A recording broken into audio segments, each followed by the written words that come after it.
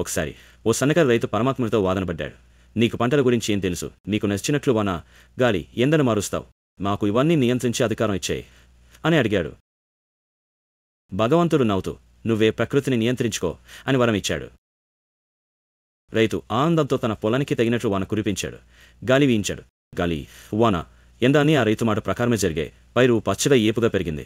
ఆ పొలం చూడటానికి ఎంతో రమ్యంగా ఉంది. కోతల కాలం వచ్చింది.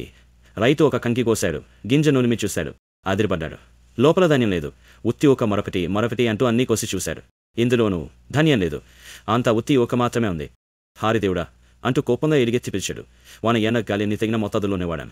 కాలానుగుణంగా, ఋతువులకి తగట్టుగా. అయితే పైరు పాడైపోయింది. ఏం, ఎందుకు? భగవంతుడు నవ్వాడు. నా ఆధీనంలో గాలి బలంగా వీచేది.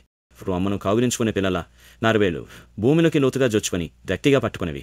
వాన తక్కువైనా నీటి కోసం వేళ్లను 4 పక్కలకు పాకించేది.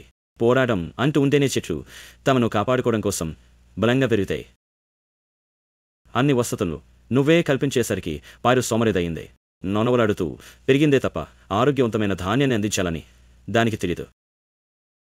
నాకుని గాలి, వాన, ఎండవద్దు, నువ్వే ఉంచుకో అంటూ రైతు దేవుడిచ్చిన వాటిని తిరిగిచ్చేశారు.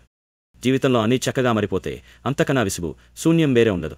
కష్టాలు మిమ్మల్ని అదిమేసినప్పుడే మీలో చాకచక్యం మరింత పెరుగుతుంది.